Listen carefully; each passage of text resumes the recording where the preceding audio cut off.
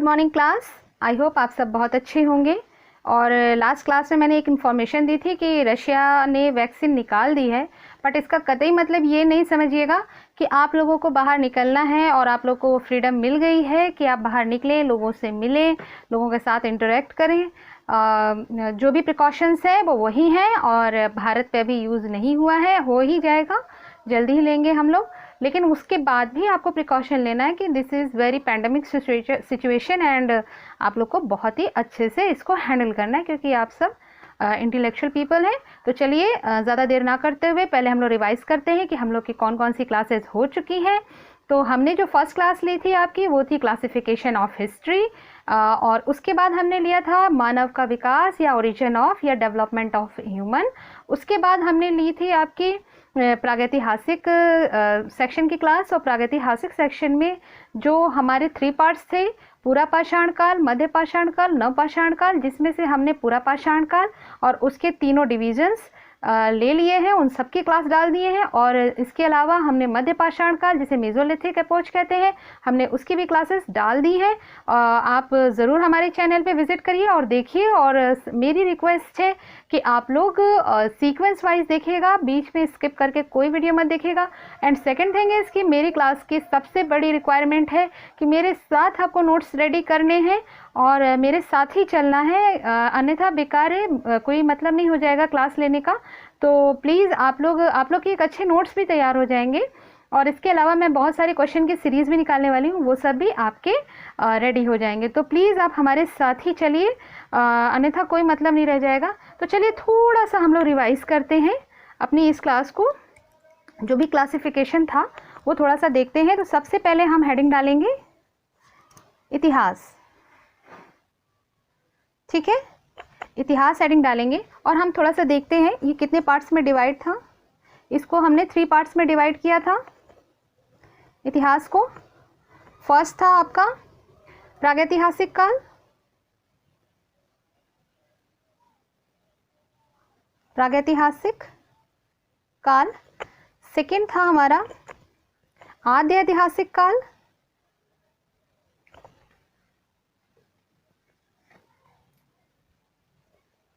आद्य ऐतिहासिक काल। और थर्ड था हमारा ऐतिहासिक काल।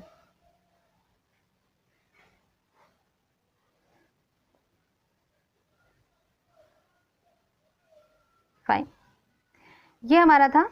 उसके बाद हमने प्रागैतिहासिक काल को भी डिवाइड किया था 3 पार्ट्स में।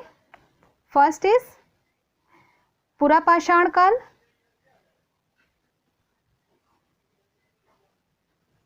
सेकेंड इज मध्य पाषाण काल, एंड थर्ड इज नव पाषाण काल। मैं बहुत जल्दी जल्दी बता रही हूँ, थर्ड पॉइंट था। ये सारी क्लासेस मैंने एलोबरेट करके बताई हैं, जिसमें से हमने पूरा पाषाण काल सबसे पहले किया, जिसका फर्स्ट क्लास था निम्न पूरा पाषाण काल, दूसरी क्लास थी मध्य पूरा पाषाण काल, एंड थर्ड क्लास थी उच्च पूरा पाषाण क्लास, ठीक है। उसके बाद हमने मध्य पाषाण काल को फिनिश किया ये सारी क्लासेस लेने के बाद। और आज हम लोग जो स्टार्ट करेंगे वो है आपका नव पाषाण काल। तो आज की क्लास कौन सी है आपकी? नव पाषाण काल की। तो चलिए हेडिंग डालते हैं नव पाषाण काल। नव पाषाण काल टाइम पीरियड आपको क्लासिफिकेशन में सभी के मिलेंगे, तो आप वहाँ पे ज़रूर विज़िट करके देखिएगा। वे फिर भी मैं यहाँ पे लिख देती हूँ टाइम पीरियड 4000 ईसा पूर्व से 2500 ईसा पूर्व तक इसकी समयावधि है। तो चलिए स्टार्ट करते हैं आज की क्लास। नोट्स आपको हमारे ही साथ बनाने हैं। फर्स्ट पॉइंट इज यह युग प्रागैतिहासिक काल का तीसरा युग है। फाइन। नेक्स्ट पॉइंट इज इसे नवीन प्रस्तर युग भी कहते हैं। इसकी पहचान, अगर इस काल की पहचान करनी है तो इस काल की पहचान क्या हो सकता है? पॉलिशदार पत्थरों के औजार, पॉलिशदार पत्थरों के औजार। फाइन। उसके बाद है फोर्थ पॉइंट इज इस युग के प्रथम प्रस्तर उपकरण जो सर्वप्रथम किसने प्राप्त किए? तो इस युग के प्रथम प्रस्तर यानी पत्थर, प्रस्तर उपकरण प्राप्त करता। ठीक है, ऐसे ही लिखेंगे, लेमन सूर्य, लेमन सूर्य। ठीक है।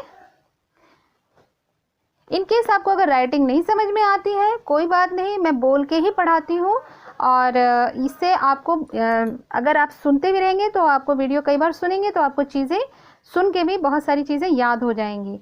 इसके बाद देखते हैं कौन सा पॉइंट है। लेमन सूरियर ने ये जो उपकरण है वो प्राप्त किस स्थल से किए थे? वह स्थल जहां से यह उपकरण प्राप्त हुए हैं उस जगह का नाम क्या है? टोन्स नदी घाटी, टोन्स नदी घाटी। ये कहाँ स्थित है? उत्तर प्रदेश में। ठीक है, हो गया। उसके बाद नेक्स्ट पॉइंट इज इस युग की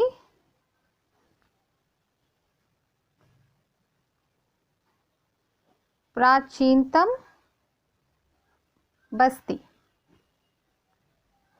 कहाँ है? मेहरगढ़ में। ठीक है, इस युग की प्राचीनतम बस्ती कहाँ है? मेहरगढ़। ये जो नाम है ये बहुत ही महत्वपूर्ण नाम है। इससे रिलेटेड आपको कहीं से भी कोई भी पॉइंट्स मिलते हैं आपको लेना है। मैं अपनी तरफ से कोशिश करूंगी इस क्लास में, आगे आने वाली बहुत सारी क्लासेस में, जो भी इससे एडवांस लेवल के क्लासेस में लूँगी उन जगह पे हर जगह मैं ये इससे या जो भी इम्पोर्टेंट साइट्स हैं उनसे रिलेटेड आपको पॉइंट्स मैं आपको उपलब्ध करा दूँ। मेहरगढ़ की स्थिति, मेहरगढ़ की स्थिति देख लेते हैं। मेहरगढ़ जो है आपका ये पाकिस्तान प्रांत में स्थित है। पाकिस्तान के बलूचिस्तान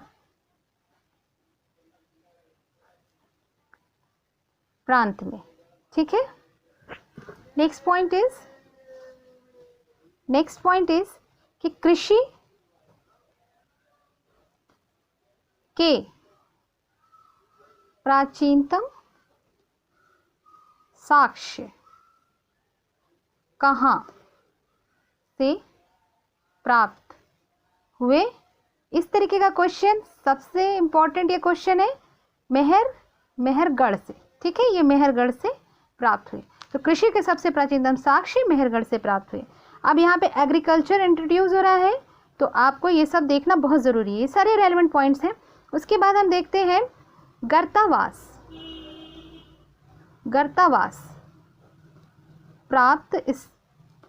प्राप्ति स्थल। ठीक है, गर्तावास प्राप्ति स्थल कहाँ है? बुर्जहोम में है। बुर्जहोम कहाँ स्थित है? कश्मीर में। बुर्जहोम कहाँ स्थित है? कश्मीर में। नेक्स्ट पॉइंट इज कि बुर्जहोम प्रसिद्ध क्यों है? बुर्जहोम से प्राप्त क्या हुआ है? बुर्जहोम से प्राप्त क्या है? युगल शवा धान। युगल शवा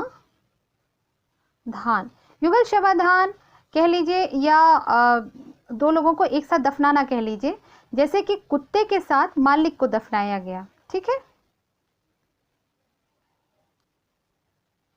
कुत्ते के साथ मालिक को दफनाया गया। एक्चुअली इसे युगल नहीं कहेंगे, बस ये है कि दो लोगों को जोड़े में जो दफनाने की बात है वो कहाँ से मिली है, वो मिली है बुर्ज होम से। और वो दो लोग कौन से थे, मालिक के साथ कुत्ते को दफनाया जाता था। तो आप यहाँ पे ये एक चीज़ देख रहे हैं, ये जो विशेषता है कुत्ते का मालिक के साथ जो अटैचमेंट है वो कहाँ से स्टार्ट हो गया है। आप देखिए नवपाषाण काल में भी कुत्ता जो था बहुत ही वफादार है, कुत्ते यानी डॉग ये बहुत ही वफादार एनिमल में से होता था। तो चलिए उसके बाद नेक्स्ट पॉइंट हम लोग क्या देखते हैं। नेक्स्ट पॉइंट में हम देखते हैं कि जो कोल्डी हवा है, कोल्डी हवा एक स्थल है। कोल्डी हवा कहाँ स्थित है, इलाहाबाद में। ठीक है, इलाहाबाद कहाँ है, यूपी में है। ठीक, ये क्यों फेमस है, यहाँ से एकमात्र नवपाषाण, ये एक नवपाषाण स्थल है, एकमात्र लिखिएगा, एकमात्र नवपाषाणिक स्थल जहाँ से चावल के प्राचीनतम साक्ष्य प्राप्त हुए हैं। ठीक है, प्राप्त हुए हैं। ये बहुत इंपॉर्टेंट फैक्ट हुआ। चावल के प्राचीन साक्ष्य नहीं बता रही हूँ मैं, प्राचीनतम बता रही हूँ। प्राचीनतम साक्ष्य चावल के कहाँ से प्राप्त हुए हैं, वो प्राप्त हुए आपके कोल्डी हवा से। और कोल्डी हवा है कहाँ, कोल्डी हवा है आपका इलाहाबाद में। और इलाहाबाद कहाँ है, यूपी में। अब देखते हैं सबसे पुराने कृषक समुदाय के निवासी इसी काल के थे। सबसे पुराने कृषक समुदाय के निवासी इसी काल के थे। नेक्स्ट पॉइंट इज इनके घर किस प्रकार के थे। इनके घर मिट्टी और सरकंडे के बने होते थे। मिट्टी और सरकंडे के बने होते थे। ठीक है, नेक्स्ट पॉइंट इज जो घरों के आकार थे वो कैसे थे। घरों के आकार ये होते थे आपके गोलाकार और आयताकार। ठीक, नेक्स्ट पॉइंट इज जो मेहरगढ़ के लोग थे वो किस प्रकार के थे। मेहरगढ़ के लोग आधुनिक कह लीजिए या अधिक उन्नत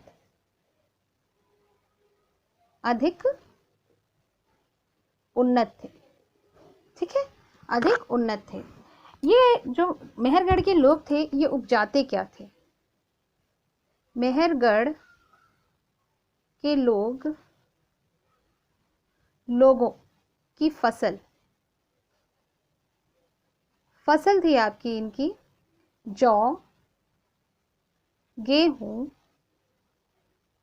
रुई मीन्स कपास।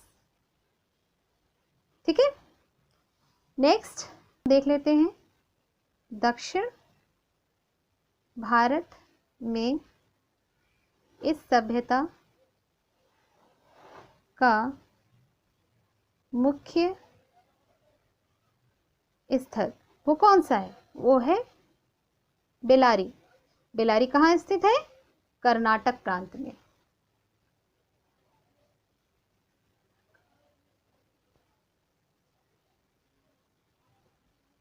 ठीक है, कर्नाटक प्रांत में बेलारी स्थित है।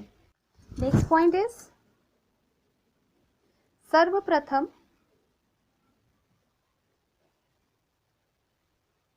कुंभकारी का काल कौन सा है? नवपाषाण काल। ठीक है। नेक्स्ट पॉइंट इज प्रमुख उपलब्धि। इस काल की प्रमुख उपलब्धियां देख लेते हैं। प्रमुख उपलब्धियां, ओके, प्रमुख उपलब्धियां देख लेते हैं, सीक्वेंस वाइज देखेंगे इसे। फर्स्ट इज खाद्यान्न उत्पादन का आविष्कार किया इन्होंने।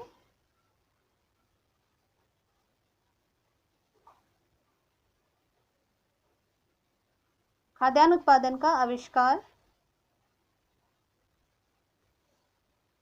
सेकेंड इनकी जो उपलब्धि रही, पशुओं के उपयोग की जानकारी मिली इन्हें। कितनी इंपॉर्टेंट बात है ये। पशुओं के उपयोग की जानकारी हुई। ठीक है। थर्ड पॉइंट इज स्थिर ग्राम्य जीवन का विकास हुआ। स्थिर ग्राम्य जीवन का विकास हुआ, है ना। कितनी इंपॉर्टेंट बात। देखते हैं, खाद्यान्न उत्पादन का आविष्कार किया, पशुओं के उपयोग की जानकारी हुई इन्हें, और स्थिर ग्राम्य जीवन का इन्होंने विकास किया। कितनी इंपॉर्टेंट बात है। जो एक जीवन को जीने के लिए आवश्यक तत्व हैं, बेसिक रिक्वायरमेंट्स हैं, उनकी जानकारी इन्हें हो गई। एक सबसे इंपॉर्टेंट बात क्या है? सबसे इंपॉर्टेंट बात यह है जानने योग्य कि भारत में नियोलिथिक एज की खोज किसने की? भारत में नियोलिथिक एज की खोज की डॉक्टर प्राइम रोज ने। डॉक्टर प्राइम रोज ने। ठीक है ना। इंपॉर्टेंट बात जाता है तो मेहरगढ़ का समय 7000 ईसा पूर्व से माना जाता है, और ब्रैकेट में मैं लिख दे रही हूं लगभग।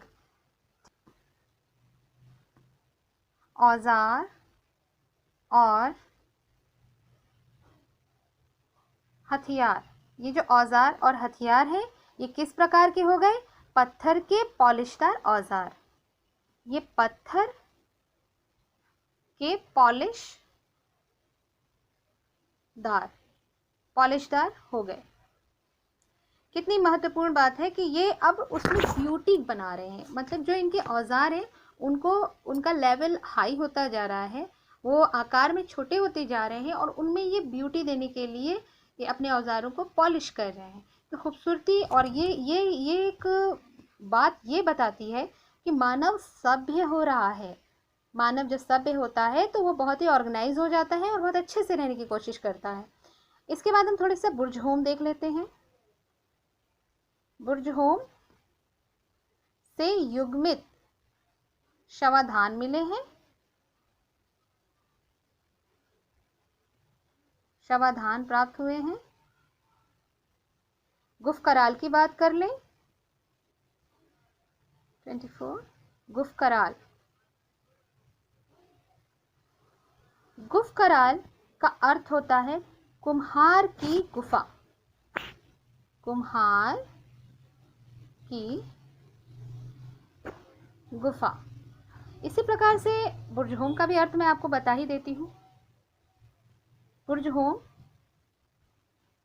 बुर्जहोम का अर्थ है, इसको ऐसे डबल इन्वर्टेड में डाल दीजिएगा। बुर्जहोम का अर्थ होता है भुर्ज वृक्ष का स्थान। एक वृक्ष होता है, वृक्ष का स्थान।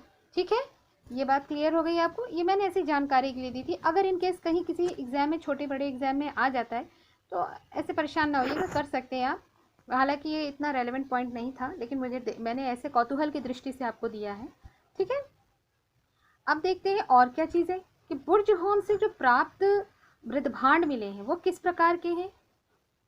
बुर्जहोम से प्राप्त मृदभांड के प्रकार। बुर्जहोम से प्राप्त मृदभांड खुरदरे और धूसर हैं। खुरदरे और धूसर हैं, ठीक है। और भी मैं ये सारे मृत भांड और इन सब की अलग से क्लास लूँगी, लेकिन बहुत ही डीप में नहीं लूँगी।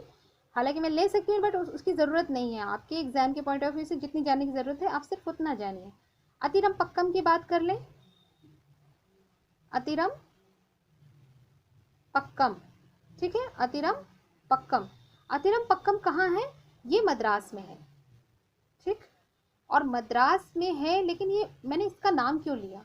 इसका नाम इसलिए लिया क्योंकि यहाँ से एक बहुत ही इंपॉर्टेंट चीज़ मिली है, वो है तांबे की कुल्हाड़ी, है ना। अच्छी बात, तांबे की कुल्हाड़ी क्यों इंपॉर्टेंट है? इतने देर से आपने कहीं तांबा कांसा कोई नाम सुना है आपने किसी मेटल का?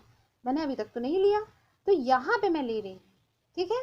तो यानी अब हम और भी एडवांस हो रहे हैं, ठीक, और भी सभ्य हो रहे हैं, हमें मेटल की भी जानकारी हो रही है, तो ये है ना अच्छी बात। चलिए नेक्स्ट पॉइंट देखते हैं। पिकली हल, पिकली हल, पिकली हल क्यों इंपॉर्टेंट है? पिकली हल से कुछ बहुत ही इंपॉर्टेंट चीज़ मिली है, लेकिन पहले उससे पहले देख लें ये स्थित कहाँ है। कर्नाटक में। ये बहुत ज़रूरी है जानना कि कौन सी साइट कहाँ स्थित है। हालांकि ये छूट रहा था मेरे से अभी, सॉरी। चलिए, तो ये मैं आपको बता दिया कि मैंने पिकली हल कहाँ है। अब यहाँ से प्राप्त क्या हुआ है? यहाँ से प्राप्त हुआ है राख के ढेर, राख, राख यानी ऐश, ऐश जो है ऐश के ढेर, और निवास, निवास स्थान, ठीक है। Next point is Jalilpur. Jalilpur ये कहाँ स्थित है? जलीलपुर पाकिस्तान में स्थित है। ये सब हमारा ही था, भारत का ही क्षेत्र था ये सारा जितना भी है। आगे के क्लासेस में आपको सब पता चलेगा, वैसे तो आपको पता ही होगा इतना। मछली पकड़ने के साक्ष्य मिले हैं यहाँ से। क्या मिले हैं? मछली पकड़ने के साक्ष्य कहाँ से मिले हैं? पिकली हल से मछली पकड़ने के साक्ष्य मिले हैं। ये क्या करते थे? जाल डुबाते थे और उसमें पकी मिट्टी की गुहिकाएं डालते थे, ठीक है, उससे निकलते थे, ठीक। नेक्स्ट पॉइंट इज भारतीय उपमहाद्वीप में नवपाषाण काल की शुरुआत कब से मानी जाती है? भारतीय उपमहाद्वीप में नवपाषाण काल की शुरुआत जो है वो छठी सहस्राब्दी